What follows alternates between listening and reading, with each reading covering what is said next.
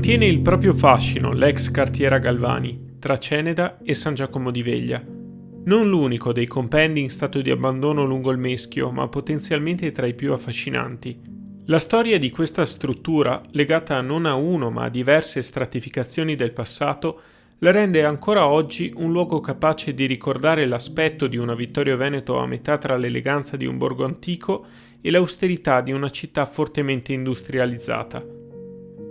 Il complesso si è sviluppato a partire da un primo nucleo seicentesco a 2 livelli, la Villa della Colletta, a cui hanno fatto seguito nella seconda metà dell'Ottocento la costruzione di altri opifici. Secondo alcuni studi portati avanti da Heritage Italy, sarebbe stato Giovanni Maria Rizzardi, un mercante veneziano, a volerla non solo come cartiera, assieme alle altre in suo possesso, ma anche a pensarla inizialmente come propria abitazione personale. Quando prima del 1838 e dopo varie vicissitudini l'imprenditore Andrea Galvani l'acquisì, la mantenne fino al 1895, avviando con questo stabile e vari altri nel Pordenonese un vero e proprio impero della carta, oltre che a contribuire all'evoluzione tecnologica di questo settore. Risulta ancora curiosa in particolare la facciata con andamento curvo dell'edificio, oggi costeggiata da una piacevole pista ciclabile. Si presenta con un ponticello, oggi crollato, che condurrebbe al piano terra. Ma anche la sezione più interna, con una sorta di cabina di comando che passa proprio sopra il Meschio, si è ancora mantenuta nella sua forma originale e non è difficile immaginare come fosse nella sua piena operatività, senza il tetto crollato e le edere rampicanti a divorare le pareti. La vegetazione si è rapidamente ripresa alla parte più vicina all'acqua, dove alcuni fragili strutture in legno e altri materiali incoerenti tra loro hanno ceduto alle intemperie. All'interno di Villa della Colletta il cortile ospita una folta vegetazione e un enorme albero che svetta dal tetto.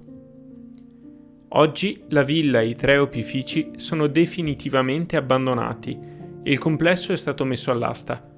Le strutture giacciono in uno stato di profondo degrado e diverse sezioni sono franate o in procinto di crollare.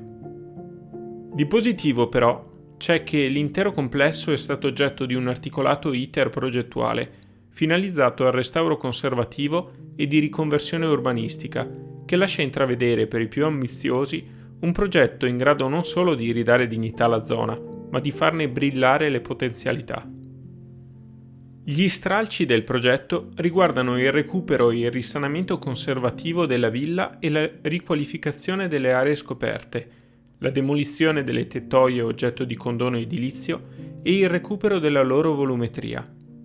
Inoltre, l'applicazione del piano casa per uno dei 3 edifici e per le tettoie collocate al di fuori della fascia di rispetto fluviale, con un conseguente aumento di cubatura. Il progetto vedrebbe così la nascita di una struttura ricettivo-alberghiera con 76 posti letto distribuiti, 38 camere doppie, una zona dedicata ai servizi e un'area colazione. In un'altra zona, destinata a un progetto a funzione residenziale, si prevedono 18 unità interne, oltre a una portineria. Nell'edificio 1, il più scenografico per la vicinanza all'acqua, si aprirebbe così la possibilità di realizzare la sala principale dell'ipotetico ristorante, da 64 posti a sedere, che avrebbe poi i locali della cucina nell'edificio 2. Verrebbe inoltre ripristinato l'ingresso storico.